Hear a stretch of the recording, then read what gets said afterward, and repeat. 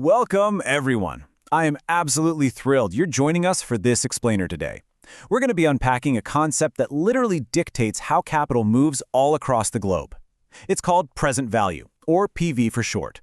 Let's look at how this one single metric completely alters the way we evaluate money, time, and, well, value itself. Okay, let's dive into this. The ultimate money question. To really see this in action, we need to look at a classic dilemma that sits right at the heart of almost all financial decision-making. Imagine you've just closed a massive deal, and you're about to get paid. But you're faced with a choice. So, here is the scenario. Someone looks you right in the eye and offers you a choice. You can either have exactly $1,100 exactly 1 year from today, or you can take $1,000 right now today. I want you to just pause for a beat and think about it. Which one do you choose? Which one actually holds more economic weight? That brings us to the core concept. What exactly is present value? Present value, or PV, is simply the current value of money that you will receive in the future after considering an interest or discount rate. So the crucial point here is that it takes future dollars, which, let's face it, are inherently uncertain, and brings them into sharp focus in today's terms. It kind of just levels the playing field for us. When we look at money today versus money in the future, we're really looking at two entirely different timelines. You literally cannot evaluate a dollar today equally with a dollar a year from now. Why? Well, because a dollar today can be invested. It can earn interest. A dollar today is a sure thing in your pocket, whereas a future dollar carries the cost of waiting. To bridge that gap, to make a real apples-to-apples comparison between the two timelines, we have to apply an interest rate, which is often called a discount rate in this context. It's basically the bridge that connects the future right back to the present.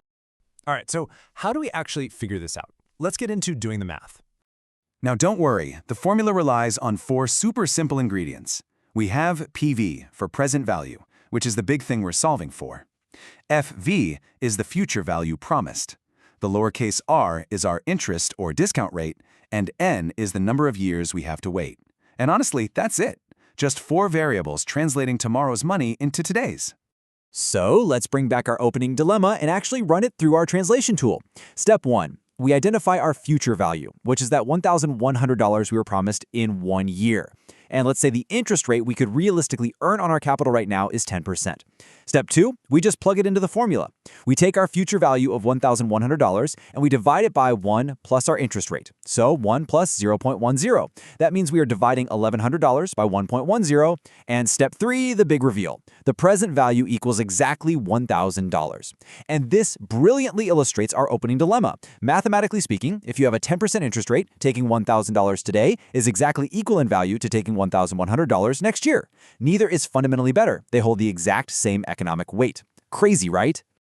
So let's look at why present value actually matters in the real world.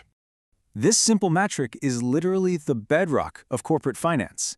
For instance, if a company is looking to build a massive new factory that's going to generate revenue in 5 years, they use present value to see if those future profits actually justify the construction cost today. If the present value of those future cash flows is less than the upfront cost, they walk away. It anchors our biggest business decisions in reality. It allows us to compare money today with money in the future. It's how professionals decide if an investment is truly profitable for sure. And it's the exact framework used to calculate complex loan and mortgage values. It's everywhere. Which leads us to a pretty fascinating thought to leave you with today. We've just mastered how to pull the future backward into the present to see its real worth. But what if we flip the timeline? If we know how to calculate what future money is worth today, how exactly do we figure out what today's hard-earned money will grow to become in the future? Well, that is the domain of future value, and it's a topic that will completely change how you view saving and compound interest. But we'll leave that question hanging for you to ponder until next time. Keep analyzing, keep learning, and thank you so much for joining me for this explainer.